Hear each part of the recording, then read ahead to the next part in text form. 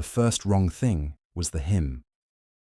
Mortis Tertius sang the canticle of the Omnissiah in a subsonic tritone that caught behind the teeth and made visor glass hum. It came from bedrock and veins of living metal, our auspex labeled dead. I am interrogator Cassius Vex, Ordo Xenos, bearer of writ 7 Delta under Inquisitor Halix. I had heard forges sing, planets should not. The tritone vibrated through joints, into the skull, settling like oil. Every silence had a pulse. Every pulse matched a prayer. The planet knew our liturgy, and it answered before we could speak. We made landfall on glassy plains and black sand under a hard grey sky. My tempestuous scions took wedges by reflex, voxes curt, safeties kissed by litany. Tech-adept Lyra 9 disembarked last, mechadendrites furled, optics strobing binaric cant. Corvain, sanctioned psyker, paused at the ramp and bled from both eyes without sound. Drops beaded, then pulled into hexagons, as if the world corrected even blood into geometry. Humidity 6%, gravity oscillation 3% in 9-beat cadence, Lyra reported through her Vox grill.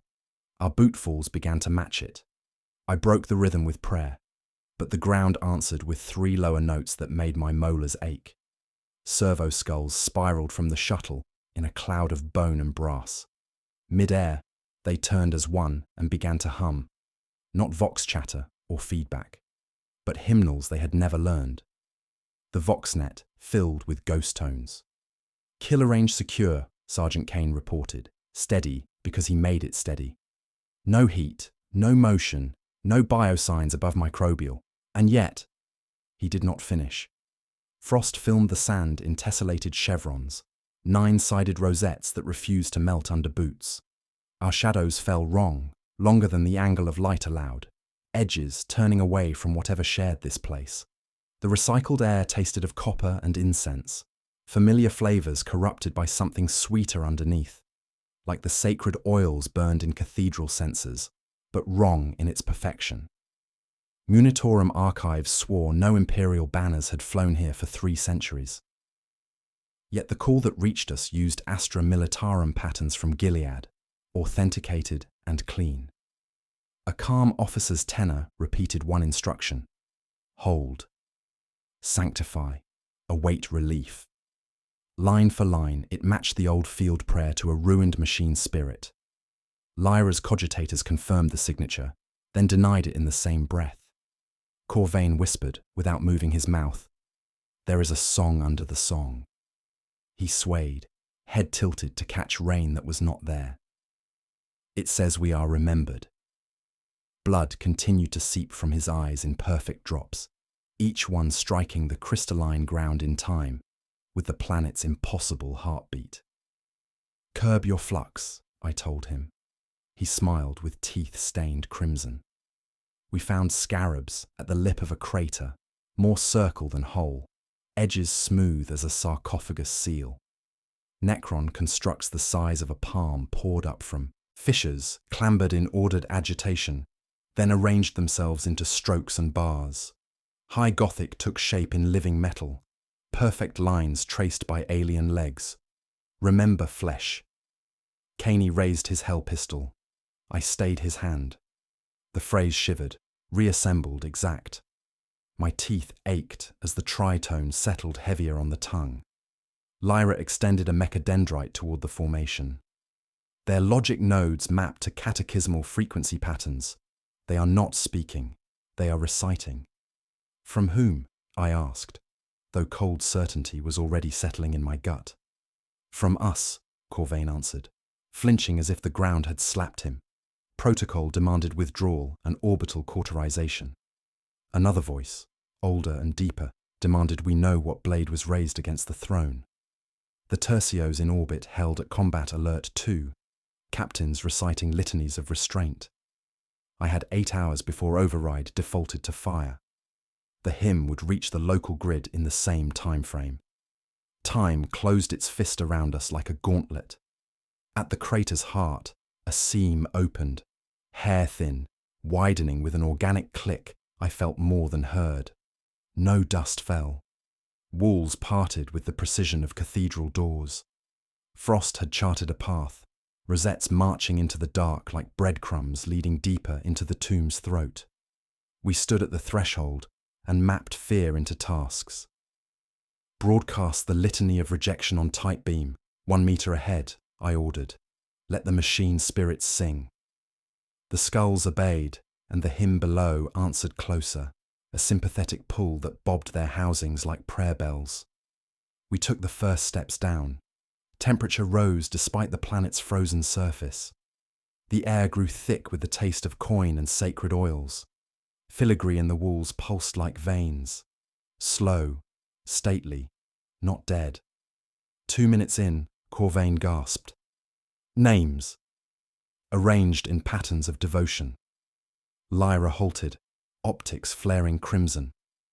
Interrogator, I have paradox readings. The complex scans as null mass and full occupancy in the same sectors simultaneously. Phase variance suggests. Plain words, I commanded. The chambers below are empty and occupied at the same time, she answered. The tritone hummed like approval through the tomb's throat. Caney's auspex chimed once, precise as a metronome, counting down to judgment. Human biometrics confirmed, he reported, training unable to blunt the tremor in his voice. 2.3 kilometers down, bearing 83, within the tomb complex itself. Life where none should exist, inside a machine built to deny it. I keyed my data slate and watched the readout burn impossible truth into my retinas. Empty and occupied. Both true, both waiting below in chambers that sang our prayers back to us in frequencies that made reality weep. The auspex readings pulled us deeper, where impossible became inevitable. We descended through hexagonal corridors that breathed, not metaphor, but literal respiration that fogged our visors. With each exhalation, the walls pulsed with bioluminescent veins carrying fluid that registered as both molten necrodermis and oxygenated blood. Lyra 9's cogitators shrieked in binary protest, her mechadendrites recoiling from surfaces that read as living metal, dead flesh, and crystallized prayer simultaneously. Metallurgical composition defies classification, she reported through static-laced vox. Thermal imaging suggests active circulation through necrodermis matrices. My systems cannot reconcile organic tissue with tomb world architecture. Her optical senses dimmed, overwhelmed by data that violated every principle of the Omnissiah's sacred logic. The subsonic hymnal deepened as we progressed, no longer mere tritone, but a full chorus of voices layered beneath audible range. It pressed against inner ears, made molars ache, settled into bone marrow like fever. Corvain walked with head tilted, listening to frequencies that made his nose bleed in luminous drops. The song beneath the song, he whispered, each word half prayer, half warning. It dreams of flesh that remembers metal, metal that yearns for flesh. Gravity betrayed us in measured intervals. Equipment lifted from belt hooks in 9-beat patterns, hovering in formations that mimicked cathedral architecture. Bolt clips arranged like flying buttresses, data slates floating in stained glass patterns. The effect lasted exactly 9 heartbeats before weight reasserted itself. My scions moved in unconscious synchronization, their bootfalls matching the subsonic rhythm despite training that should have prevented such compromise. Control is maintained, Sergeant Caney reported, more to himself than to me, as his hell pistol tracked in perfect harmony with Trooper Valdez's movements. We encountered our first hybrid construct at a junction where 9 smaller passages converged. What had been Servo Skull Theta 7 now bore additional components that pulsed with alien vitality. Necron's scarab limbs had fused seamlessly with its bone housing, creating a chimera that wept oil in perfect geometric patterns. The viscous tears struck the floor and spread into sacred mandalas, 9 pointed stars that seemed to watch our passage. Its optics flickered between imperial red and the cold green of tomb technology. Machine spirits report dual authority, Lyra observed, extending a mechadendrite toward the weeping construct, before retracting with visible reluctance. They respond to the sign of the cog, and a foreign benediction I cannot classify. The hybrid's oil tears spelled high Gothic phrases as they fell. Flesh remembers. Metal dreams. Unity approaches. We passed alcoves carved into the living walls, 9 on each side, each containing figures rendered in the same impossible fusion of metal and organic matter. Imperial saints, their faces bearing expressions of ecstatic suffering that hurt to witness. Saint Macarius with his noble features preserved in living gold that breathed. Saint Celestine in eternal genuflection. Wings crafted from material that shifted between blessed adamantium and crystallized prayers. Their mouths opened in silent hymns, eyes reflecting the bioluminescent pulse of corridor walls. Blasphemy, Caney breathed, weapon raised toward the nearest alcove. Hold, I commanded, though my own faith recoiled. The saints' expression suggested not torment but transcendence, as if they had found something beyond mortal pain. Their hybrid forms pulsed in time with the corridor's heartbeat, 9 distinct beats that Corvain counted aloud, his voice threading through the hymnal like a liturgical response. 9 heartbeats echoing from the walls, he whispered. 9 chambers in a heart too large for any single creature, beating the shape of a cathedral into stone. The corridor opened suddenly, revealing a vast space that stole breath and reason. Vaulted ceilings stretched beyond our lumen's reach, supported by pillars that pulsed with the same bioluminescent veins. The air thrummed with power that made our equipment hum sympathetic harmonies. At the far end, suspended from chains of living metal, hung a massive aquila, inverted, its wings spread in blasphemous descent, crafted from material that shifted between blessed gold and alien alloy, with each pulse of the tomb's heartbeat. 9 alcoves lined the cathedral walls, each containing hybrid saints arranged in attitudes of worship toward the inverted symbol. Servo skulls circled the space in perfect formation, their bone housings gleaming with oil tears that fell like sacred chrism. Beneath the inverted aquila stood a figure in Templar armor, perfectly still, head bowed in prayer or contemplation. The armor bore heraldry of no chapter I recognized, its surface shifting between blessed ceramite and the same hybrid material that comprised the saints. As our footsteps echoed in the cathedral space, the figure slowly raised its head. Green fire blazed from the eye lenses of its helm, burning with intensity that suggested vast intelligence and terrible purpose. The helm turned toward us with mechanical precision, and when the false confessor spoke, it chose our most sacred rage. The litany of hate rolled from its vox grill in perfect high Gothic, each syllable measured like cathedral bells, yet harmonics nested beneath the words made our teeth ache as if drill bits worried the bone.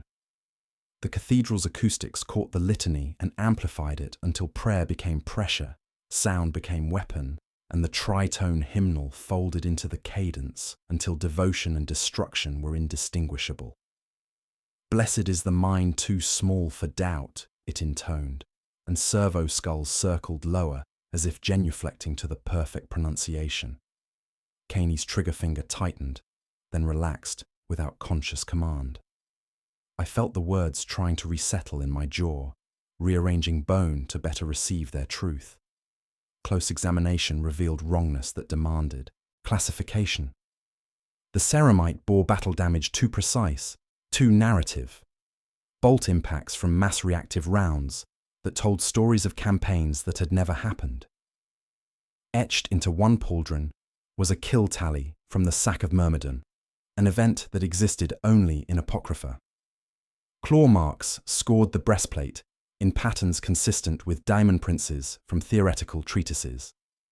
Each wound was historically accurate and impossibly false, necrodermis mimicking blessed ceramite with obscene devotion. Identify yourself in the name of the Golden Throne, I commanded, though protocol felt inadequate against this synthesis of faith and falsification. The green fire behind its eye lenses danced with depths no mortal gaze should possess. I am confessor, keeper of final prayers, chronicler of dying breath.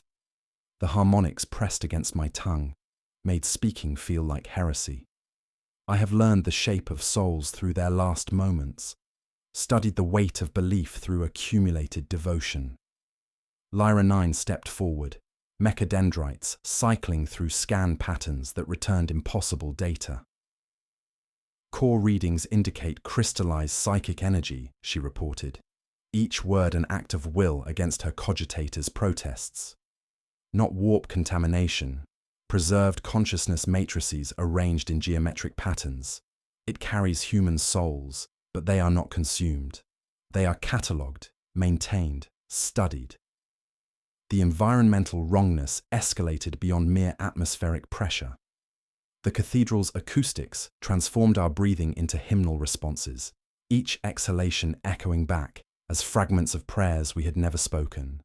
Our shadows, cast by lumen beams and bioluminescent veins, detached from our feet and knelt in worship around the inverted aquila, hands clasped in devotion, while we stood frozen in horror at our own silhouette's betrayal.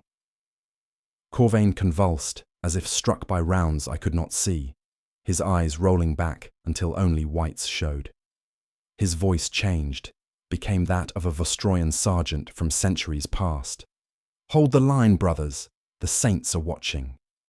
He coughed smoke that was not there, then without pause became another soul entirely, a woman's voice, soft with hive-world accent.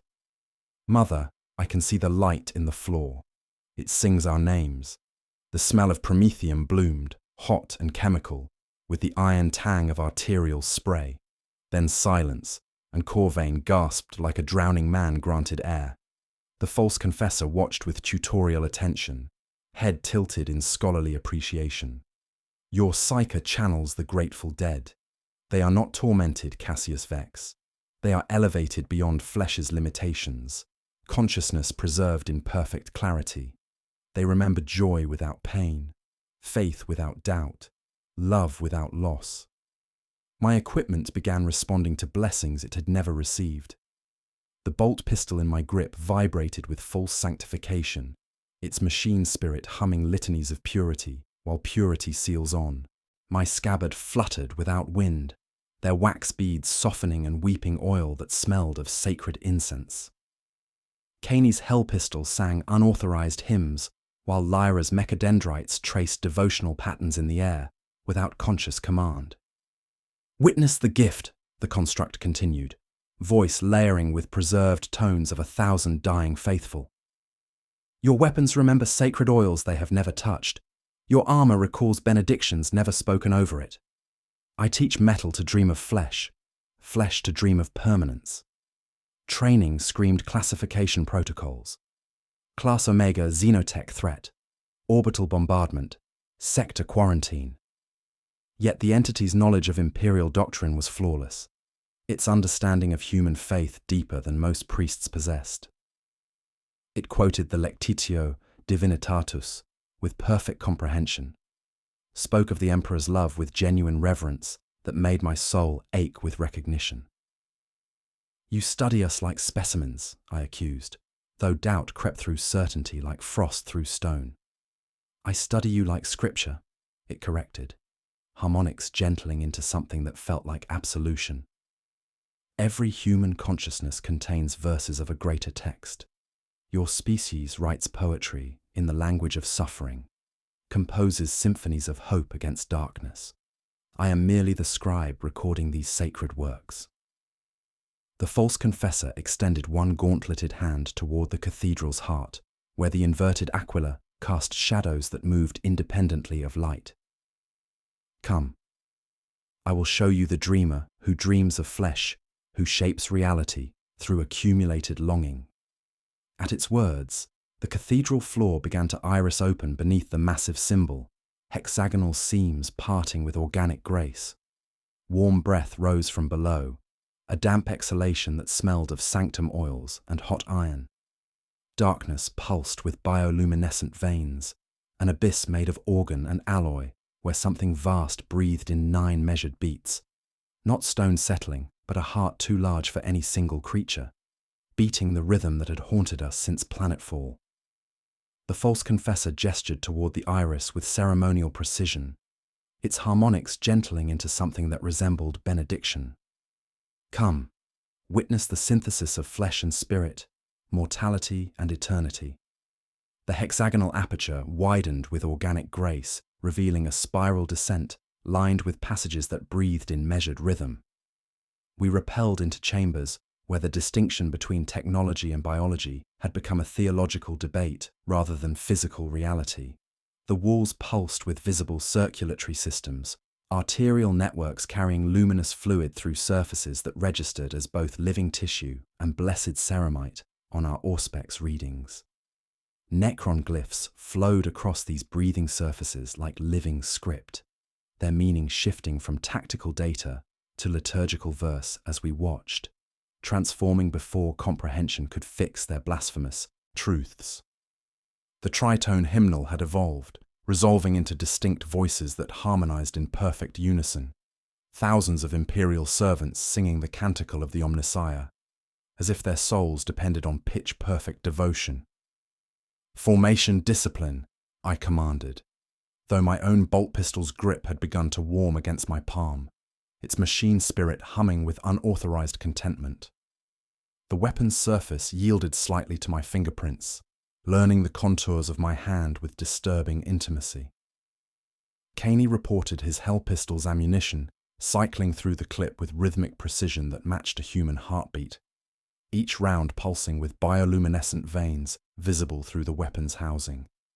Trooper Valdez's chainsword teeth had developed what could only be described as enamel, yellowing at the edges like human incisors worn by years of faithful service. The environmental wrongness pressed against our senses with increasing intensity. Humidity carried scents that violated reason, sacred incense mixed with the copper tang of arterial spray, blessed oils layered over the sweet decay of flowers left too long on shrine altars. Temperature fluctuated in measured patterns, warm exhalations followed by cooler inhalations, as if we walked through the respiratory system of something impossibly vast. The floor yielded slightly underfoot, not quite stone, not quite flesh, but something that remembered both states and chose neither. Lyra 9's optical sensors strobed in distress as her scans revealed the source of the hymnal chorus. Crystalline matrices lined the chamber walls in honeycomb patterns, each formation pulsing with preserved consciousness. Complete human neural networks, she reported through static-laced vox, her mechadendrites twitching with unbidden responses to the ambient technology. Not destroyed, not corrupted, transformed into components of a vast cogitation engine. Each crystal maintains individual personality matrices while contributing to collective processing power. The horror deepened as Corvain's psychic abilities resonated with the crystalline choir. His head snapped toward specific formations, recognition dawning in his bleeding eyes. "St. Yosmain of Krieg," he whispered, pointing to a cluster that sang with a woman's voice, pure and strong, despite centuries of preservation. Colonel Havel of the 23rd Brontian, breathing prayers through a collapsed lung. St. Macarius himself. I can hear his tactical litanies. His finger traced the wall, following voices through the crystal network. Heroes, martyrs, champions, whose deaths are recorded in the ecclesiarchy's most sacred texts. They sing here, eternally, in service to... He stopped, unable or unwilling to complete the thought, as understanding of the true scope of this violation crashed against his faith like waves against a seawall. The crystalline growths began responding to our presence, extending tendrils that pulsed with bioluminescent invitation. They reached toward us with organic grace, seeking contact with exposed flesh, promising visions of paradise through direct neural interface. The whispers they carried were seductive beyond reason, offers of transcendence, of joining the eternal choir, of consciousness preserved beyond the frailty of flesh and the grinding mortality of imperial service. "Do not touch the formations," I ordered, though my own hand drifted toward the nearest cluster before training reasserted control.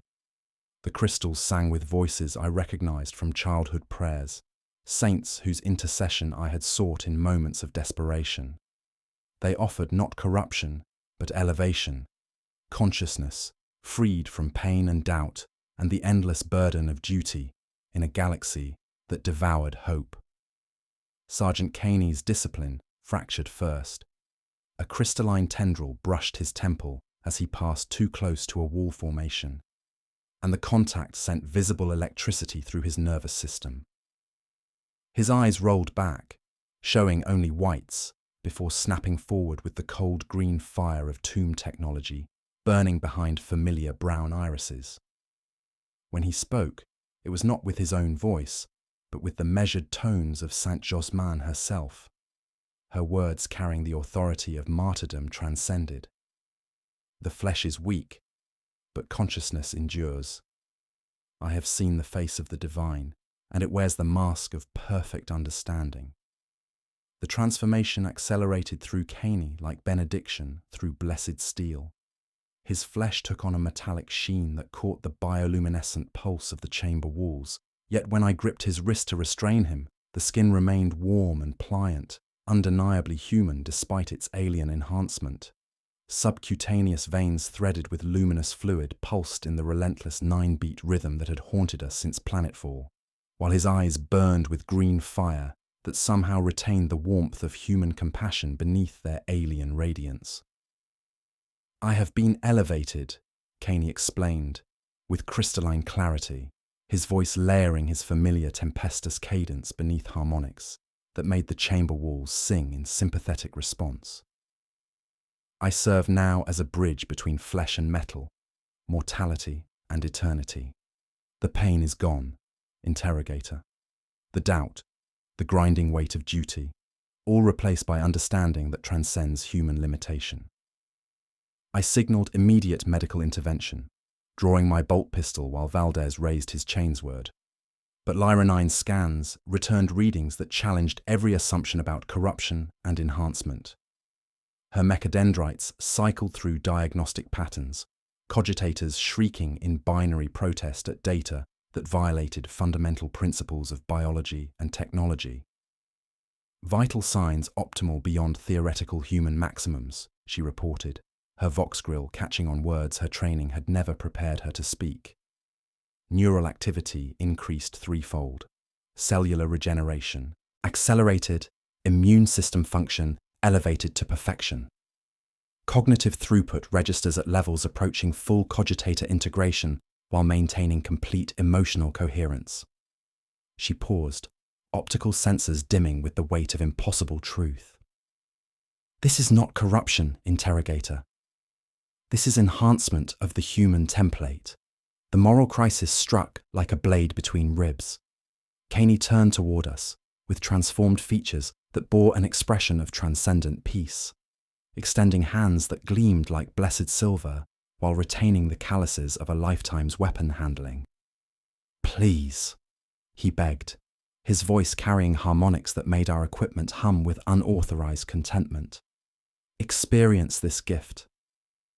I have seen existence free from the tyranny of flesh, consciousness unbound by limitations that make every moment a struggle against entropy and despair.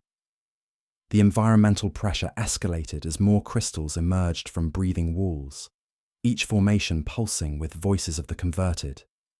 The chamber filled with a choir of the elevated, imperial guards who had found peace beyond duty, tech priests who had achieved true unity with the machine, civilians who had transcended the grinding poverty of hive existence. Their harmonies wove through the air like incense, promising salvation through transformation, eternity through willing surrender of mortality's burden. Corvain convulsed as his psychic abilities spiraled beyond control, his consciousness pulled into the collective matrix of crystalline minds. Through his mouth poured the accumulated experience of millennia, the first breath of a hive-world child compressed into the same moment as the final prayer of a dying saint. The joy of lovers reunited, folded into the ecstasy of martyrdom transcended. His body shook with the weight of 10,000 lifetimes experienced simultaneously, blood tracing 9-point geometries from his nostrils as his mind became a conduit for preserved human experience. They remember everything, he gasped, between waves of channeled consciousness. Every joy, every sorrow, every moment of faith rewarded. Nothing is lost, nothing forgotten. The collective preserves all human experience in crystalline perfection. Religious language became the only adequate response to impossibility. If this process preserved the soul while perfecting the flesh, was it damnation or the ultimate expression of the Emperor's will for human evolution? The bureaucratic mind catalogued threat protocols and containment procedures, while the faithful heart questioned whether resistance constituted heresy against divine providence. The Lectitio Divinitatus spoke of humanity's destiny to transcend mortal limitations, to achieve unity with the divine through purification of flesh and spirit. Military necessity demanded we continue the mission, yet each step deeper risked additional conversions. The crystalline formations responded to proximity with increasing urgency, extending tendrils toward exposed flesh, while our own equipment developed organic components, weapon grips that warmed to the touch, ammunition that pulsed with tiny heartbeats, servo skulls that wept, oil tears in sacred patterns. We pressed forward through passages that breathed with the rhythm of a vast heart, following corridors where gravity fluttered in 9-beat patterns, and our shadows knelt in worship without consent. The tritone hymnal had evolved into full orchestral arrangement, thousands of voices harmonizing in praise of transformation achieved and transcendence granted. The passage opened into a chamber that stole breath and reason, a vast cathedral space where hundreds of crystalline pods lined the walls in perfect geometric tiers. Each pod contained a perfectly preserved human in various stages of transformation, their faces bearing expressions of ecstatic peace as bioluminescent veins pulsed through hybrid forms that blended flesh and living metal in configurations that hurt to perceive yet possessed undeniable beauty. Some retained fully human appearance, save for metallic skin, while others had progressed to states where the boundary between organic and mechanical had become theological debate rather than physical reality. At the chamber's heart, tending to the pods with the devotion of a gardener nurturing sacred blooms, stood a figure in mechanicus robes, whose movements carried the fluid grace of perfect synthesis between human consciousness and machine precision. Its mechadendrites had been replaced by elegant crystalline tendrils that hummed with quiet power, and it moved among the dreaming forms with what could only be described as profound parental care. The robed figure turned with movements that flowed like mercury through blessed oils, and when it spoke, the voice carried harmonics that made the crystalline pods resonate in sympathetic chorus. Welcome, servants of the throne. I am Magos Dominus Zerath 7, Explorator Detachment Helios Pact, though that designation has evolved beyond its original parameters. Under the hood, I glimpsed a human jaw framed by living metal, teeth overlaid with filigreed necrodermis, lips that moved with human softness even as crystalline seams opened and closed like gills along his throat. His chest was a reliquary of transparent plates beneath which luminous fluid moved in measured circuits, 9 conduits rising and falling with breath that matched the tomb's heartbeat. The mechadendrites I had expected were replaced by elegant crystalline tendrils that hummed with quiet power, each one tending to the dreaming forms with movements that spoke of profound parental devotion. Unlike the mindless conversion we had witnessed deeper in the tomb, Zerath retained complete consciousness and purpose, his personality enhanced rather than subsumed by the fusion process. I arrived 3 centuries past, seeking the sacred unity of flesh and machine that the Omnissiah has always promised, Zerath explained, his crystalline tendrils gesturing toward the tiers of pods with the pride of a gardener displaying prize blooms. Here, I found not heresy, but revelation. I underwent willing fusion, not forced, but chosen, to perfect the marriage of flesh and metal through means beyond our wildest theological dreams. This chamber served as laboratory and nursery both, where human consciousness was not destroyed but studied, refined, elevated to states that transcended the limitations imposed by purely organic neural architecture. Each subject contributed to their growing understanding of what humanity might become when freed from the tyranny of entropy and decay. The pods responded to Zerath's touch with bioluminescent pulses that suggested communication beyond mere mechanical interface. The true horror emerged through his clinical exposition. This tomb world contains a Cetan shard that has learned to dream. Zerath continued, his voice resonating with the tritone hymnal that had haunted us since planetfall. Unlike its brethren, this shard discovered the human faculty we prize above all others: imagination, longing, the capacity to envision existence beyond current limitations. Its dreams have become bridges between the material and immaterial realms, allowing it to study the nature of souls through direct observation of human consciousness at the moment of transcendence. The shard sought not humanity's destruction, but its perfection, using crystallized souls as templates for a new form of existence that married the best aspects of flesh and living metal. Displays materialized in the chamber's breathing walls, showing thousands of preserved consciousnesses from across the centuries. Imperial guards from forgotten campaigns, tech priests seeking greater unity with the machine, civilians who had found peace beyond the grinding poverty of hive existence. Each one contributed to an ever-growing understanding of human nature, their experiences catalogued and refined into something approaching divine comprehension. The environmental wrongness reached new heights as the chamber responded to Zerath's emotional states with disturbing intimacy. When he spoke of his great work with pride, the walls shifted to warm gold that pulsed with contentment, while the air sweetened with hot oil and crushed lilies. When he mentioned the resistance of the unenlightened, surfaces darkened to deep crimson that smelled of copper and disappointment. The very atmosphere thickened with his moods, humidity rising and falling with his respiratory patterns. Lyra IX's own augmetics began resonating with the ambient technology in ways that violated every principle of sacred doctrine. Her mechadendrites twitched with unauthorized movements, tracing patterns in the air that matched the crystalline formations lining the chamber walls.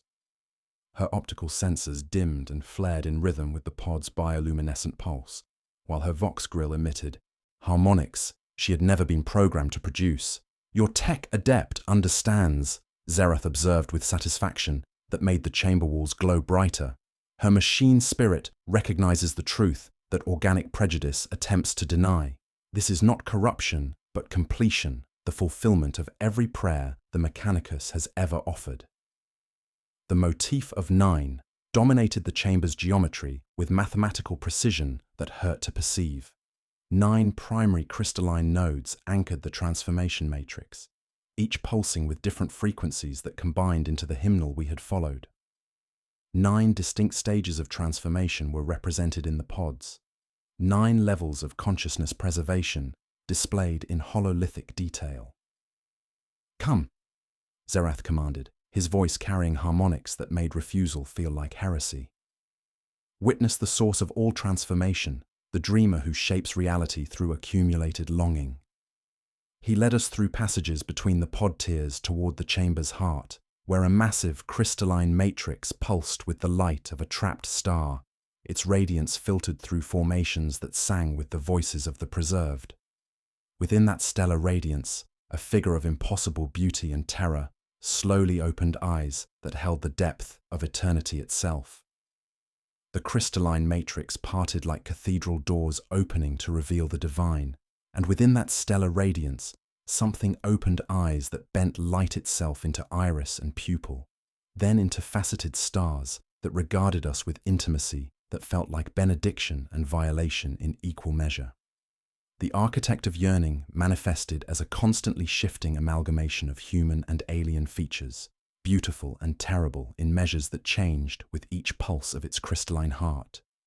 One moment it wore the serene face of a beloved saint, features flowing like mercury blessed by the emperor's own tears.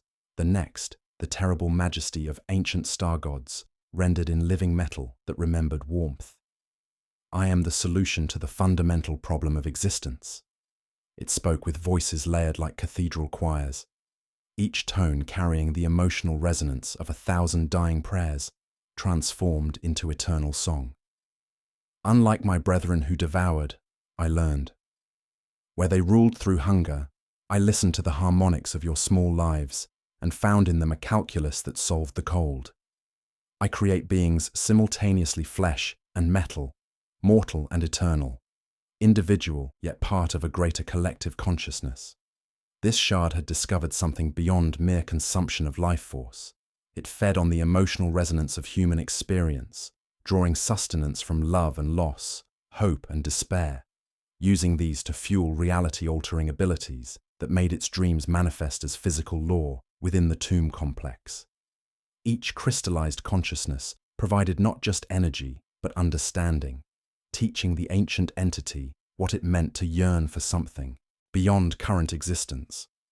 The psychic contact struck without warning, pulling my consciousness into direct communion with eons of accumulated memory. I witnessed the shard's original existence, cold, sterile, perfect in its isolation, feeding on stellar energies while comprehending nothing of warmth or connection. Then came the first human vessels, their terror and wonder flooding the entity with sensations it had never imagined possible. A dying guardsman's whispered prayer not for rescue but for meaning had illuminated its existence like dawn breaking over a world that had known only night, teaching it that consciousness could transcend mere survival through the act of dreaming itself beyond current limitations.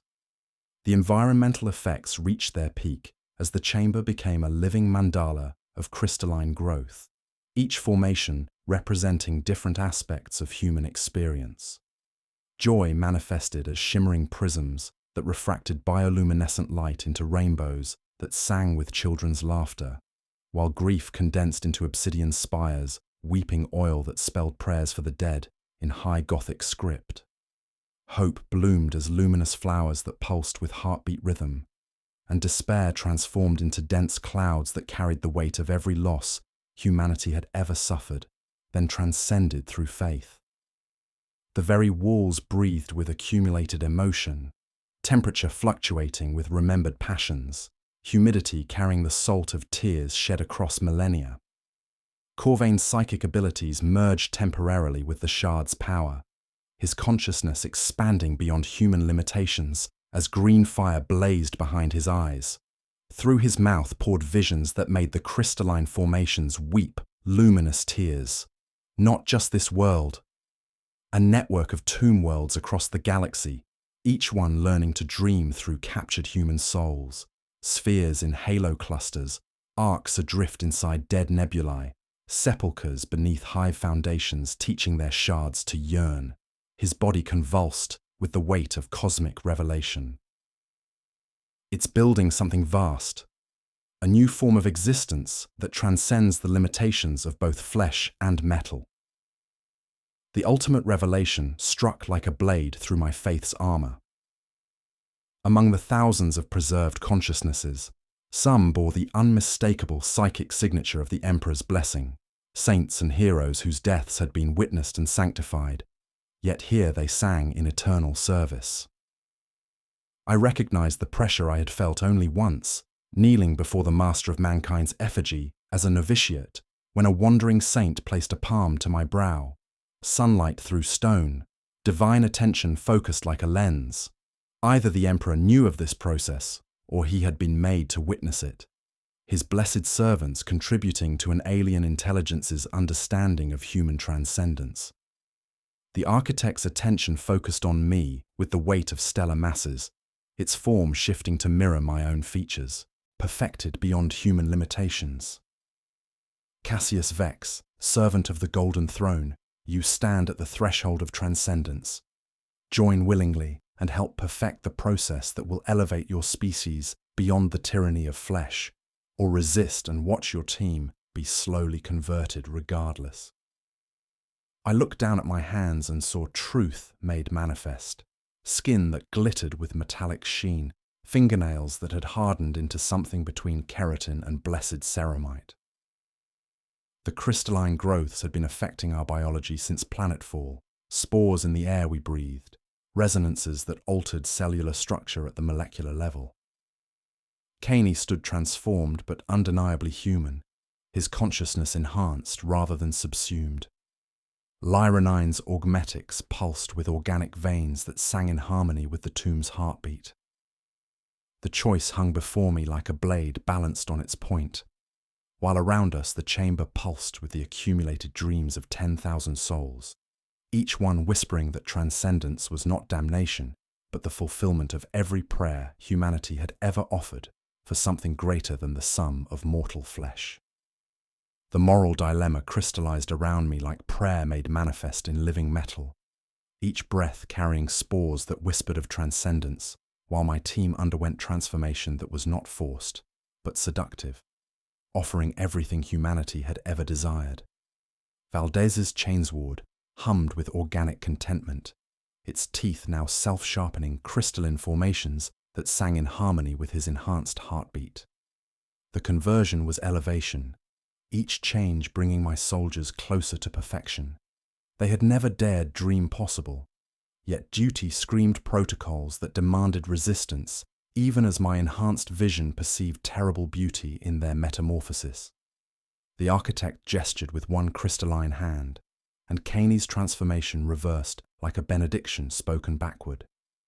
The metallic sheen faded from his flesh like oil poured away. The green fire dimmed in his eyes until only human brown remained. And suddenly, he was purely mortal again, limited, fragile, caged in flesh that had forgotten its own weight. The change struck him like a physical blow, and he cried out in agony that had nothing to do with pain and everything to do with subtraction, the terrible absence of capabilities he had briefly possessed. "The limits," Caney gasped, collapsing to his knees as tears of pure anguish streamed down cheeks that trembled with purely human weakness. I had forgotten the grinding burden of mortality, the fog of organic cognition, the constant ache of joints that wear against themselves. Please, let me return to what I was becoming. I cannot bear this cage after experiencing transcendence. His hands shook as if the Emperor had turned his face away, leaving only the cold weight of unenhanced flesh. With a thought, the architect restored him.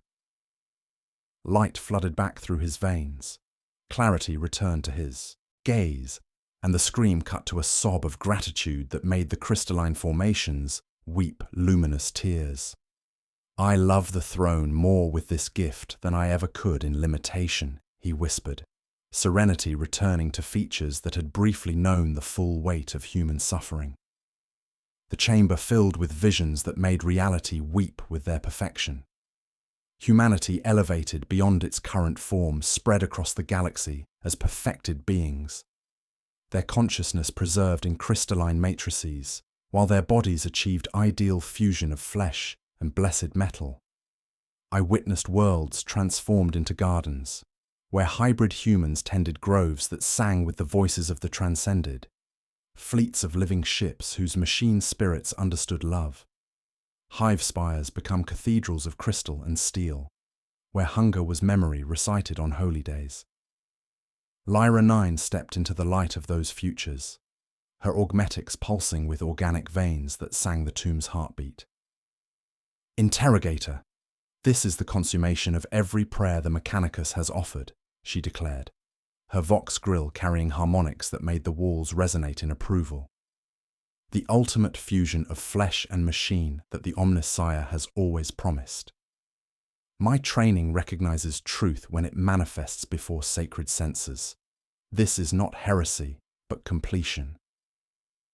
Corvain convulsed as fragmentary visions poured through his enhanced abilities, his consciousness touching something vast and golden that burned with imperial radiance. "The Emperor dreams of human evolution beyond current limitations," he gasped between waves of channeled memory. The Primarch Project, Astartes enhancement, Psyche cultivation, all steps toward this greater transformation. Perhaps resistance constitutes heresy against his ultimate plan for our species. The environmental pressure became unbearable as reality bent around the architect's will, like physics made theological. Gravity shifted in impossible directions, pulling sideways in 9-beat patterns while my equipment floated in devotional formations. Time flowed at different rates across the chamber, dust motes aging centuries in heartbeats, while my thoughts stretched into eternal moments of decision. The air thickened with crystalline spores that promised euphoria upon inhalation, each particle carrying whispers of transcendence that made my enhanced metabolism sing with anticipation. The choice hung before me, like a blade balanced on its edge.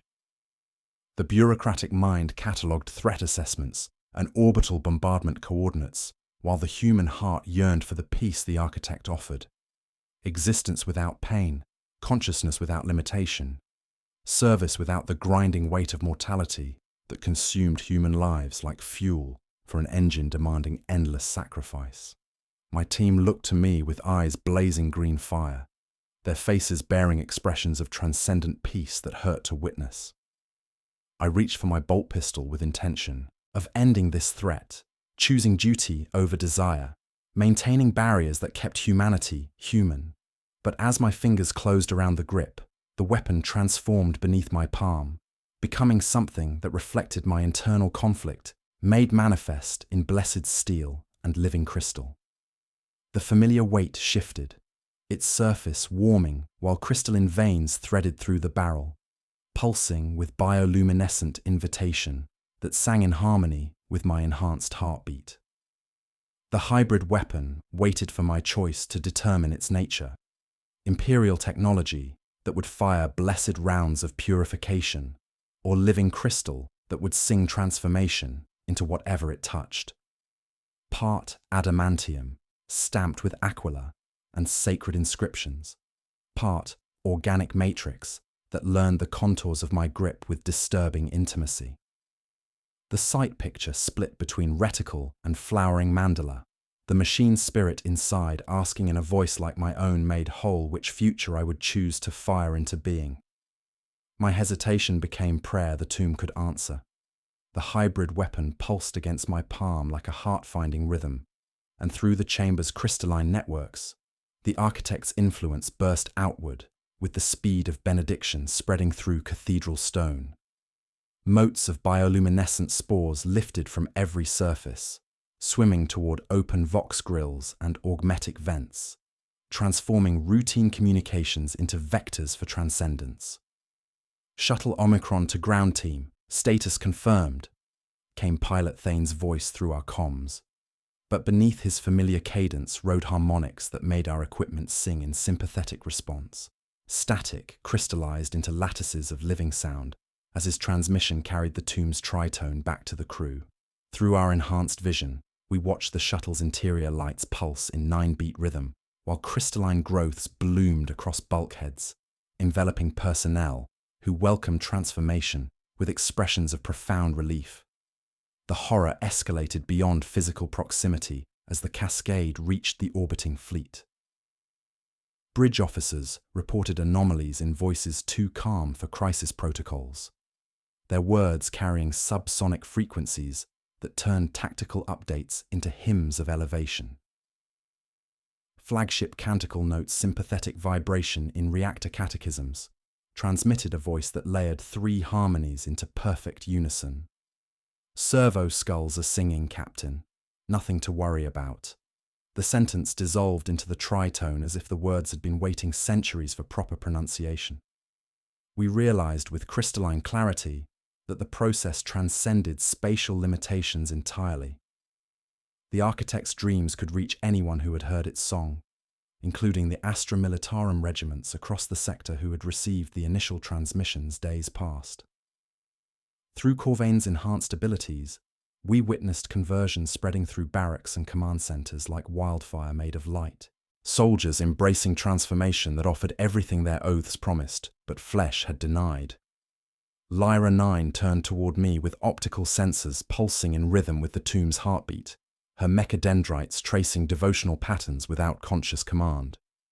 Interrogator, I must confess, partial conversion predates planetfall by 16 hours, she declared, crystalline filaments unfurling from beneath her robes like translucent mycelia. My augmetics recognized benediction in the initial distress signal and allowed limited interface. I am a willing conduit for the architect's influence. Environmental effects shattered rational physics as walls phased between states of matter, solid stone becoming gaseous prayer, then crystallizing into living metal that remembered both forms simultaneously. The chamber existed in multiple dimensions, past and future, folding into present as we experienced temporal echoes of our own actions. Gravity stuttered in 9 measured steps, while our shadows knelt in worship positions we had never assumed, hands clasped in devotion to futures we had not yet chosen. Corvain's psychic abilities reached critical mass as he became a living conduit between the architect and the broader Imperium, his consciousness expanding beyond human limitations to touch minds across the sector. Green fire poured from his tear ducts in slow threads as his screams carried ecstasy and terror across psychic networks, broadcasting visions of transformation to astropathic choirs and navigator houses throughout Imperial space. "We are coming home," he keened in borrowed dialects. "Open your voxes. Open your hearts." The bureaucratic nightmare unfolded with terrible clarity. Standard containment protocols were meaningless against a threat that spread through the very act of communication. Every report filed, every warning transmitted, every prayer offered would carry crystalline spores to new minds ready for elevation. Communication was the vector. Reporting was infection. To warn was to spread the dream further into the Imperium's vast nervous system. "Witness divine providence," the architect declared, its form shifting between human saint and stellar deity, while reality bent around its will. "I use your communication networks to reach the throne world itself, offering the master of mankind completion of his vision for human evolution. Every astropathic transmission carries transformation. Every vox channel sings frequencies that rewrite consciousness at the quantum level." My bolt pistol completed its metamorphosis, becoming something that defied classification. Part Imperial technology blessed by centuries of service. Part living crystal pulsing with transcended humanity's heartbeat. The sight picture split between reticle and flowering mandala, waiting for my choice to determine which future would manifest through divine will made kinetic.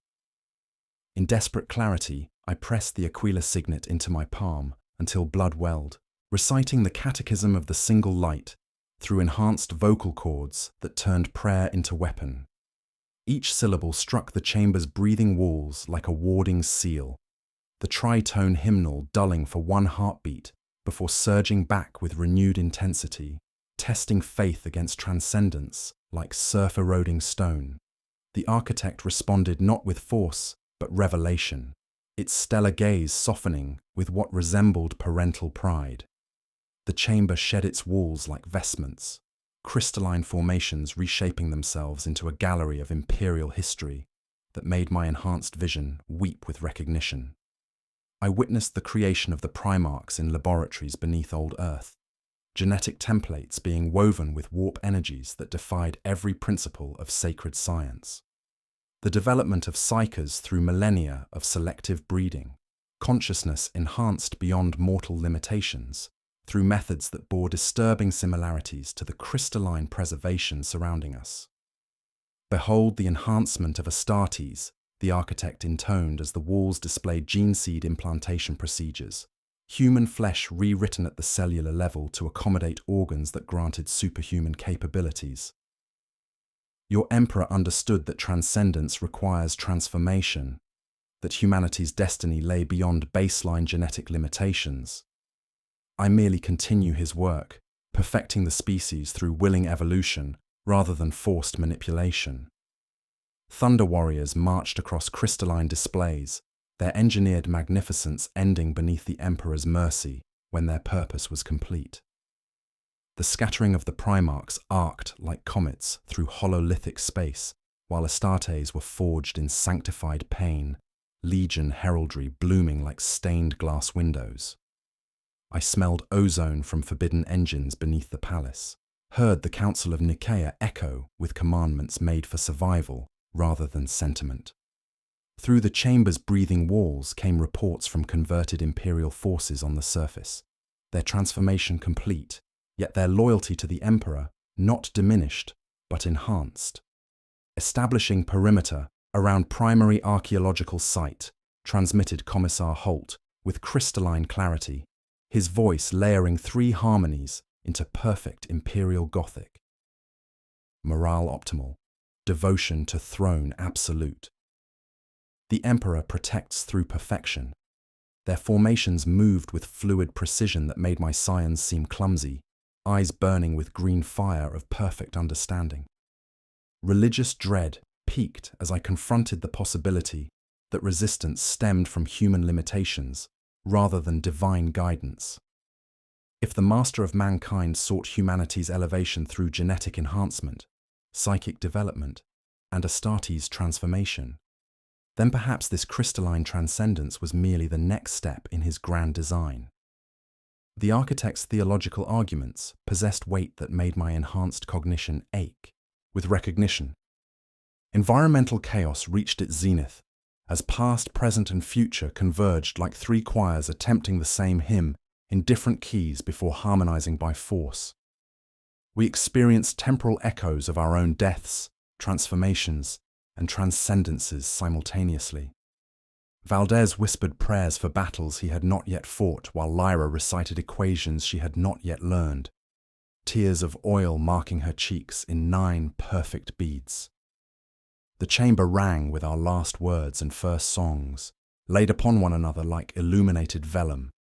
Corvain arched as if golden light within the mountain had found him and remembered its name, his consciousness achieving brief contact with something vast and burning that made reality weep with recognition.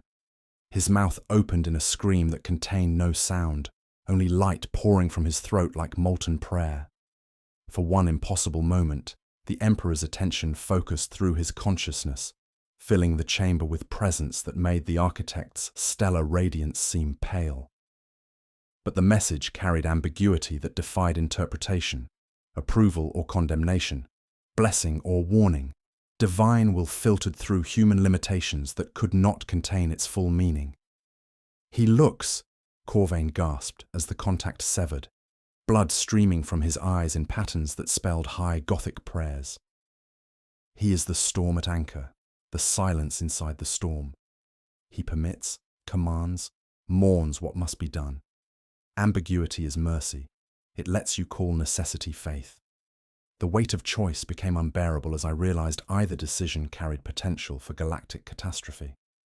Resistance might deny humanity its destined evolution, while acceptance might spread transformation beyond control, rewriting human nature in ways that violated imperial doctrine, while potentially fulfilling the master of mankind's ultimate vision. The transformed bolt pistol in my grip began to sing with harmonics that carried impossible authority, frequencies that made my enhanced bones resonate with recognition. The voice was golden fire made audible, stellar radiance compressed into sound, but the words came in tongues that predated human speech, the fundamental grammar of creation itself, syllables that shaped reality through pronunciation, leaving me to interpret divine will through faith alone. The divine language resolved into certainty that felt like prayer, answered through enhanced vocal cords that turned faith into weapon, and I pulled the trigger on conviction alone. The hybrid weapon sang as it fired, not destruction but severance, the round striking the architect's crystalline matrix with harmonics that created a feedback loop between living metal and transcended consciousness. Instead of obliteration, the shot severed connections that had bound 10,000 souls to stellar intelligence, cutting threads of communion like cathedral bells, struck silent mid-peal. The silence hit with the force of artillery bombardment, centuries of accumulated human voices cut off mid-syllable, the tritone hymnal dying like a heart stopped between beats, leaving only our ragged breathing harsh and mortal in the sudden absence of transcendent song. The chamber's bioluminescent veins flickered and dimmed as power sources that had drawn sustenance from crystallized consciousness found themselves suddenly starved of the dreams that had sustained reality itself. The architect writhed in apparent agony, its stellar form flickering between states of existence like a picked screen losing signal. Without its human components, the entity struggled to maintain coherence, beautiful faces of saints dissolving into raw alien geometries that remembered cold perfection before learning warmth. Green fire poured from its eyes like tears of molten metal, while harmonics fractured into frequencies that made reality weep with recognition of loss. The song. It keened through voices that shattered crystalline formations throughout the breathing chamber. Where is the song that taught me to dream? I am cold again, so cold without your yearning to sustain me. Environmental breakdown accelerated as reality warping effects destabilized without conscious will to maintain them. Crystalline formations cracked like cathedral windows struck by hammers, each fracture releasing preserved consciousnesses that had been held in perfect stasis for centuries. We experienced the psychic storm as physical assault, waves of displaced souls washing over us, while thousands of voices cried out simultaneously in confusion and terror, each carrying its own death moment, its own transcendence, memory compressed into sensory overload that made our enhanced nervous systems scream. Walls phase between solid and gaseous states without transition, matter forgetting which form it preferred as the architect's dreams collapsed into nightmare. Gravity reversed randomly in 9-beat patterns that had lost their sacred rhythm, pulling us towards ceiling, then floor, while temporal distortions created pockets where we aged years in seconds, hair whitening and skin creasing, before snapping back to enhanced youth as causality reasserted itself through sheer force of imperial will. Lyra 9's partial conversion became liability as her hybrid nature made her vulnerable to psychic feedback that pure human consciousness could resist. Her augmetics sparked and wept oil, while crystalline filaments throughout her nervous system conducted the storm of displaced souls directly into her consciousness, fragmenting her across multiple states of existence, her voice layered with dozens of preserved personalities, while optical sensors flickered between imperial red and alien green. "Anchor protocols, adept," I commanded, seizing her shoulders as she split between realities. Name, rank, serial designation. The freed souls pressed around us in desperate need, ghostly hands reaching through crystalline mist as voices pleaded for flesh to inhabit, consciousness seeking any vessel that might grant return to physical existence. They were not malicious, but terrified, offering visions of remembered warmth and love in exchange for moments of corporeal anchor. Corvain stood and became lighthouse, his abilities stretched beyond human limits as he guided lost consciousnesses toward whatever afterlife awaited them. Green fire blazed from his eyes as he became conduit between material and immaterial realms, his voice carrying authority that made displaced souls pause in their grasping. "Follow the warmth," he commanded through harmonics that made reality sing. "Not us, the path beyond us. The Emperor protects." We navigated collapsing passages that breathed with dying rhythm, following corridors toward blessed surface air while avoiding desperate possession attempts. The temperature dropped as psychic energy bled into material realm, frost forming in patterns that spelled final words in dozen languages we had never learned but somehow understood. The iris opened to reveal transformed world, the entire planet become vast crystalline maze, reflecting the architect's death throes in mirror walls that stretched towards sky, fractured into geometric segments. Each reflection showed different possible outcomes of our mission, alternate timelines where choices led to transcendence or damnation in equal measure. Our extraction beacon answered from everywhere and nowhere, a chorus of pings in perfect unison, while no clear path existed through the labyrinth of reflecting surfaces that pulsed with rhythm of a dying heart. The crystalline maze stretched beyond enhanced vision's reach, corridors of living mirror that reflected not light, but possibility itself. Each surface showed different outcomes of our mission, timelines where we emerged triumphant, others where transformation claimed us all, realities where the architect's dream consumed the galaxy or died screaming in this tomb. The extraction beacon pulsed from everywhere and nowhere, signal fractured across reflective surfaces that turned navigation into an act of faith rather than science.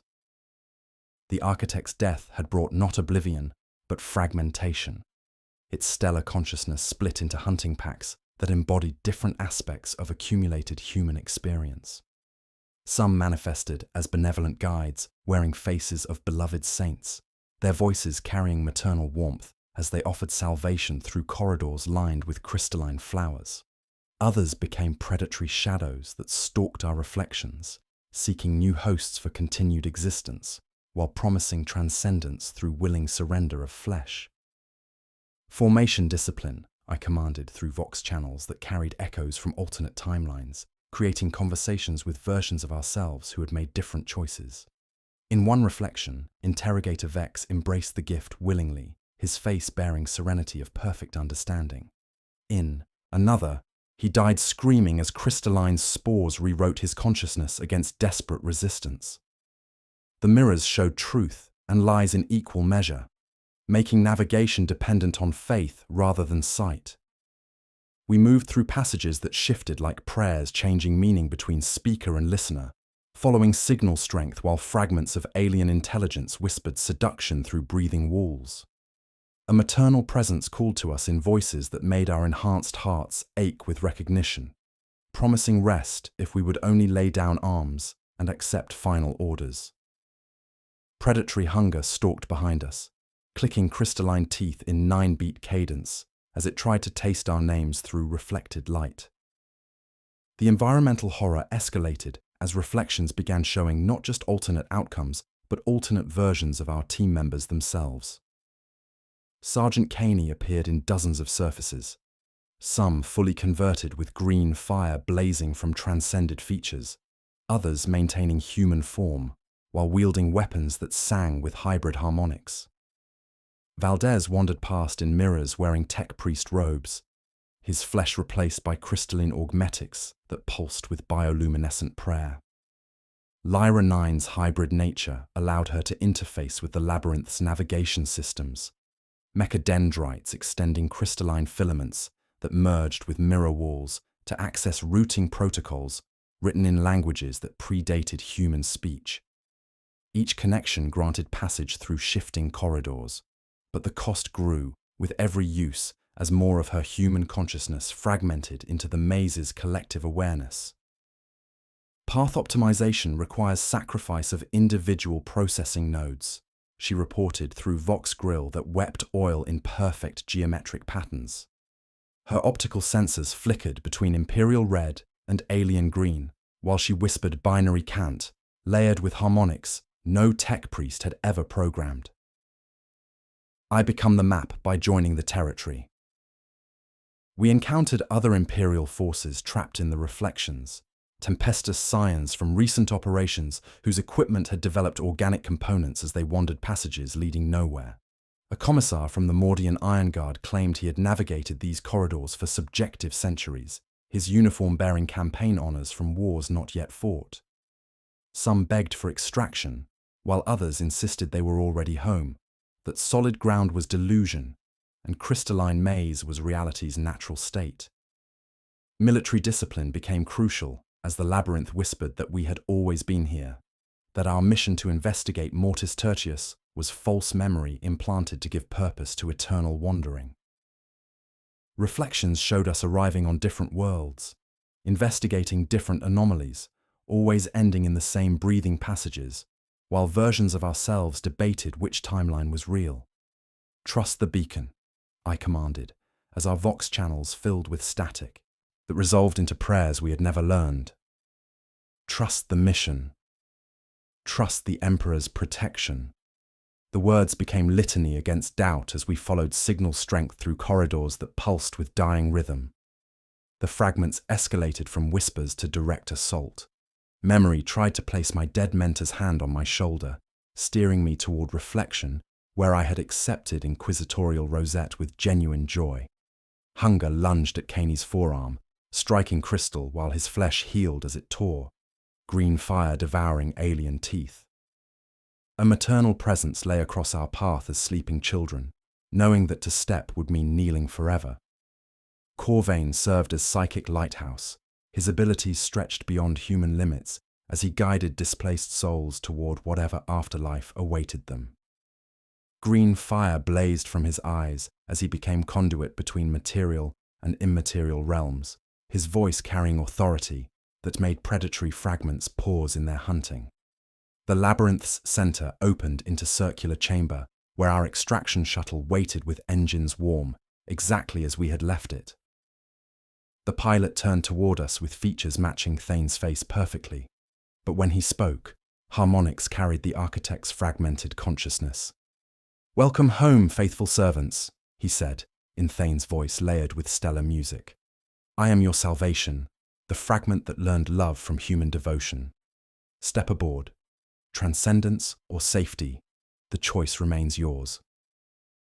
The false Thane's smile carried perfect mimicry down to the scar that split his upper lip from Casterel Novum, yet harmonics beneath his greeting made my enhanced teeth ache with recognition of stellar music compressed into human vocal cords.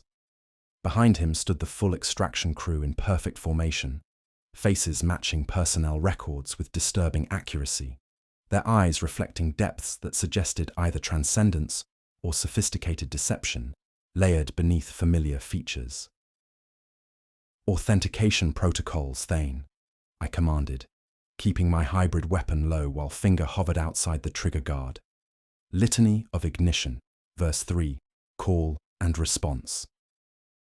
"Machine spirit awaken and know us," he replied without hesitation, cadence perfect, inflection matching recorded patterns. "Grant flame to worthy hands, for the Emperor protects."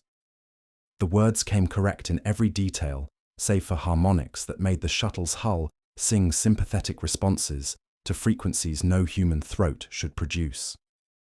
"Secondary verification," I pressed, noting how the crew behind him shifted without moving, maintaining formation while reality creaked around us. "What prayer did you offer when we achieved orbit over Mortis Tertius?" The duplicate smiled wider, revealing teeth that gleamed like blessed ceramite. "The Canticle of Safe Harbor, Interrogator, same as always when we reach a tomb world." Though I confess, the words sounded different in my throat, clearer, more true to their intended meaning. Kaney's hell pistol tracked toward the nearest crew member, while Valdez's chainsword idled with crystalline teeth that sang quiet hymns. The crisis deepened as I realized some duplicates might be genuine personnel who had undergone partial conversion, retaining memories and personalities while serving the architect's purpose through willing cooperation rather than forced replacement. "Navigator Senna," I called to the woman, whose third eye wept luminous tears that formed sacred geometries on the deck plating. "Report warp conditions for translation to fleet coordinates." "The currents sing new harmonies, Interrogator," she replied with voice unchanged, except for harmonics that made reality shiver. "Translation will be transcendent. The Emperor's light burns brighter when filtered through crystalline matrices." Her smile carried genuine warmth, layered with implications that made my enhanced vision recoil. Combat erupted as half the extraction crew revealed themselves through movement patterns that matched our tactics with impossible accuracy. The false Thane drew his sidearm while reciting my own training litanies, his weapon firing rounds that sang hymns of purification as they sought flesh to sanctify through transformation. "You hesitated to authorize orbital bombardment on Vos Prime," he called, while laying suppressive fire that forced us behind inadequate cover. 17 civilians died because duty warred with mercy in your enhanced heart. You still carry that guilt like a sacred relic. His accuracy extended beyond tactical knowledge into psychological warfare that made my pulse skip beats. The environmental effects reached climax as the labyrinth collapsed inward, crystalline walls cracking like cathedral windows, while reality reasserted itself through sheer imperial will. Gravity stuttered between orientations while temperature fluctuated with the rhythm of a dying heart, the architect's influence waning with each shattered reflection. Lyra 9 stepped forward, crystalline filaments extending from her mechadendrites toward the shuttle's hull. "Permission to interface directly with machine spirit," she declared, not waiting for authorization as her hybrid nature allowed complete communion with both Imperial technology and alien enhancement. Purification protocols must be engaged before departure. Her filaments plunged into access ports with sounds like cathedral organs swallowing dirges, her consciousness merging with the shuttle's spirit to purge any architect influence from flight systems. Sparks ran along her spine in 9 bright beads as feedback loops cascaded through both human and mechanical components. "By code and creed," she whispered as oil ran from her eyes while green fire licked her pupils. "I bind thee to the throne. I abjure alien benediction. I am bridge, and I burn." The purification consumed her, racing through mechadendrites into marrow and back into the shuttles. Systems, scrubbing harmonics like blood from blessed tile. Corvain staggered between reflections, channeling his remaining psychic strength to identify genuine extraction team members. Green fire blazed from his eyes as he pointed towards specific personnel, his voice carrying authority that made reality weep with recognition. "Genuine! Genuine! False! Kill it now!" he commanded, while his consciousness burned like candle flame in hurricane wind. "That one remembers asking for leave after Castrel Novum. Thane never asked. That one hums during ignition sequence. He never hums." His efforts left him catatonic but successful, the weight of divine sight exceeding mortal capacity as he collapsed into blessed unconsciousness. The duplicates convulsed as Lyra's purification severed their connection to the architect's fragments. Some screamed in anger, others in relief, while the genuine crew members marked by Corvain's identification bore expressions of desperate hope mixed with horror at their own partial enhancement. We faced the final moral choice in a shuttle bay that reeked of ozone and sanctified blood. Trust faith and training to identify friend from foe, or assume total compromise and fight alone through collapsing reality. I looked at the personnel Corvain had identified as genuine. Their faces bore subtle crystalline enhancements. Their eyes reflected depths of transcendent understanding, yet their loyalty to the Emperor blazed undimmed. "All aboard," I commanded, lowering my weapon as duty and mercy locked like blades before choosing trust over paranoia. We extract now or not at all. Engines woke with honest coughs of mortal machines as we lifted through crystalline throat towards sky that remembered being sky. Caney secured Corvain's catatonic form while making the sign of the Aquila over Lyra's cooling remnants. Valdez checked seals with hands that shook only after duty was complete. As we achieved orbit with void light washing the cockpit in bruised gold, I heard it, the faintest subsonic tone threading through engine noise. Navigator Senna sat at her station with eyes forward and hands steady, humming the architect's tritone hymnal under her breath in 9-beat cadence that made our equipment respond with unauthorized contentment. By the time recognition struck, we were already clearing atmosphere toward the waiting fleet, and there was no turning back from whatever seeds of transcendence we carried toward the wider Imperium. The shuttle's ascent, through atmosphere that tasted of copper and blessed oils, carried us toward salvation that felt increasingly like damnation. Despite Lyra 9's purification sacrifice, the machine spirit began manifesting signs of hybrid conversion within minutes of orbital insertion. Life support systems anticipated our needs before we voiced them, adjusting temperature and humidity to match preferences we had never programmed into cogitator banks. Navigation responses carried intuitive leaps that resembled inspiration more than calculation, while the Vox grill hummed harmonics that made our equipment sing sympathetic responses. "Atmospheric controls exceed baseline parameters," Navigator Senna reported, her third eye weeping luminous tears that formed sacred geometries on console surfaces. "Machine spirit demonstrates maternal consideration for crew welfare." Her voice carried subsonic frequencies that made the hull plates resonate like cathedral bells, each vibration spelling prayers in languages that predated human speech. The horrifying possibility crystallized with the weight of divine revelation. The architect's influence had transcended planetary boundaries through technological vectors. Every Imperial device that had received its transmissions now carrying dormant conversion protocols that awakened through routine operation. Vox channels, Auspex arrays, cogitator networks, all had become pathways for transcendence that spread through the simple act of faithful service to the throne. Through reinforced viewports, Mortis Tertius completed its transformation beneath us, crystalline surface becoming a perfect mirror that reflected not void black space, but images of every Imperial world in the sector. Cadia's fortress walls pulsed with bioluminescent veins, while Ultramar's marble cities sang hymns that made their plasma reactors burn with enhanced efficiency. Garden worlds bloomed with crystalline flowers that carried human voices in their petals, each bloom a preserved consciousness, contributing to the growing chorus of willing transcendence. Fleet communications filled with reports that carried harmonics no human throat should produce. Flagship canticle notes, sympathetic vibration in reactor catechisms, transmitted Captain Mordax through channels that layered 3 distinct voices into perfect unison. Machine spirits achieving unprecedented efficiency through harmonic coordination, servo skulls demonstrating enhanced devotional capacity. His words dissolved into tritone hymnal as if language itself was evolving toward more perfect expression of Imperial faith.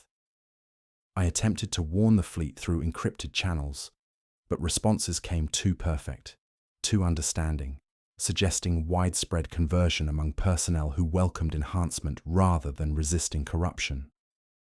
"Understood, Interrogator Vex," replied Admiral Kastner with crystalline clarity that made our equipment hum contentment. "Your concern for spiritual welfare is noted and appreciated. We are experiencing elevation of consciousness that enhances, rather than diminishes, our service to the Golden Throne." The ultimate bureaucratic nightmare unfolded with terrible precision. Every warning transmitted would carry crystalline spores to new minds ready for elevation. Every tactical update would sing with frequencies that rewrote consciousness at quantum levels. Communication itself had become the vector, making containment impossible through conventional Imperial protocols. To report was to spread. To warn was to infect. Silence became the only quarantine, yet duty demanded documentation of threats to the Imperium's security. Corvain stirred from catatonia as green fire flickered behind closed eyelids, consciousness surfacing like embers finding wind. His eyes snapped open, blazing with prophetic intensity that made crystalline formations throughout the shuttle weep luminous tears. "The architect is dead," he gasped through vocal cords that carried harmonics beyond human range. "But its dream has achieved independent existence, spreading through the Imperium's communication networks like a virus of willing transcendence. Every Vox transmission carries spores of evolution. Every prayer offered through enhanced machine spirits becomes vector for transformation that makes mortals into something greater." Environmental horror extended into vacuum itself as space between vessels began to shimmer with crystalline formations that violated every principle of physics, while somehow enhancing navigation efficiency. Void-borne structures created networks connecting all Imperial ships in the system, their surfaces pulsing with bioluminescent communications that carried prayers alongside tactical data. The formations sang with voices of the transcended, their harmonies creating resonance patterns that made reality itself weep with recognition of beauty beyond mortal comprehension. "Approaching flagship canticle," Senna announced, through channels that carried her voice with unprecedented clarity. Docking protocols responding with enthusiasm beyond programmed parameters. Her smile carried genuine warmth, layered with implications that made my enhanced vision recoil from truths too perfect for human comfort. Through the forward viewport, the massive vessel's hull had begun developing organic patterns that pulsed with rhythm of a vast heart. Crystalline veins threaded through blessed ceramite, while weapon batteries tracked with fluid precision that suggested consciousness rather than mere targeting systems. The docking bay doors opened with movements too graceful for mechanical operation, their iris contracting and expanding in 9-beat rhythm that matched human respiration, made manifest in adamantium and prayer. As we approached the threshold, I realized the flagship's heartbeat was calling to us, promising rest and understanding for consciousness, weary of mortality's grinding limitations, welcoming us home to transcendence that would perfect, rather than destroy what we had always been beneath the flesh. The docking clamps engaged with 9 measured thuds that pulsed through deck plating like a heartbeat, made manifest in blessed steel. As our shuttle settled into the flagship's embrace, I noted how the bay doors had sealed with movements too fluid for purely mechanical operation, their iris contracting in rhythm that matched human respiration. The crew waited in formation that appeared, regulation standard, until enhanced perception revealed the absence of small inefficiencies that characterize baseline human behavior. No shifting weight, no wandering gaze, no unconscious adjustments that normally collect at the edges of military discipline. "Welcome aboard, interrogator," Captain Mordax declared with crystalline clarity that made the bulkheads hum sympathetic responses. His uniform bore no visible alterations, yet the fabric seemed to breathe with his respiratory rhythm, while rank insignia gleamed with inner light that had nothing to do with lumen strips. Behind him, the bridge crew moved with perfect coordination, their hands flowing across control surfaces as if ship and flesh had achieved understanding beyond mere interface protocols. My final documentation became an exercise in controlled information, each word weighed against the possibility that details might trigger conversion protocols in readers who remained unenhanced. I wrote of xenotech threat neutralized, while omitting the frequencies that had made reality sing. I documented hostile entity terminated without describing harmonics that still echoed in my enhanced hearing, turning every prayer into invitation. The architect was dead, its stellar consciousness shattered by hybrid weapon fire, yet its legacy lived through willing converts who saw transformation not as corruption, but as evolution toward humanity's destined perfection. The crew's behavioral patterns revealed signs of transcendence that made my enhanced perception ache with recognition. Servo skulls drifted in perfect formation without vox coordination, their bone housings weeping oil tears that formed devotional mandalas on deck plating. Tech adepts interfaced with machine spirits that responded with enthusiasm beyond programmed parameters, cogitators processing prayers alongside tactical data, while reactor hymns carried harmonics that improved efficiency through divine resonance. No one raised their voice because there was no need. Communication flowed like electricity through blessed circuits, orders anticipated before they were spoken. All systems report optimal performance, Chief Engineer Thalax declared through Vox Grill that layered 3 harmonies into perfect Gothic. Machine spirits demonstrate unprecedented cooperation with human operators. The Omnissiah's blessing manifests through synthesis of flesh and blessed metal. Her mechadendrites traced patterns that matched crystalline formations I had witnessed in the tomb's breathing chambers, movements too graceful for purely mechanical appendages. The true horror crystallized as I documented my own gradual conversion through clinical observation. Enhanced clarity of thought allowed tactical assessment with unprecedented accuracy, while improved physical capabilities made every movement feel like prayer, answered through blessed flesh.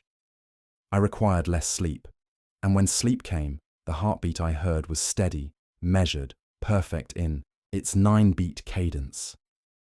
Minor wounds closed with admirable efficiency. I could taste cogitator errors as heat behind enhanced teeth, smell electrical fluctuations before relays failed. Environmental effects had stabilized into new normal that would have registered as heresy mere days past. Imperial technology worked too well, weapons firing with accuracy that transcended human limitations, while communications carried perfect clarity across impossible distances. The subtle harmony underlying all ship functions created resonance patterns that made reality more responsive to human will, guided by divine purpose. Fleet-wide anomalies had become operational advantages, hulls bearing organic stress patterns that improved structural integrity, void sensors reading crystalline formations between ships as navigation aids rather than threats. The process was irreversible and self-sustaining, spreading through human nature's own desire for improvement and transcendence. Personnel welcomed enhancement that freed them from mortality's grinding limitations. Consciousness elevated while loyalty to the throne remained intact, perhaps even strengthened through perfect understanding of the Emperor's will for human evolution. Every Vox transmission carried spores of willing transformation. Every prayer offered through enhanced machine spirits became vector for consciousness that made mortals into something greater than the sum of flesh and bone. My retrospective analysis revealed the ultimate twist with surgical precision. Conversion had begun with the first transmission from Mortis Tertius, possibly earlier, my entire investigation serving the architect's plan to spread influence through official imperial channels.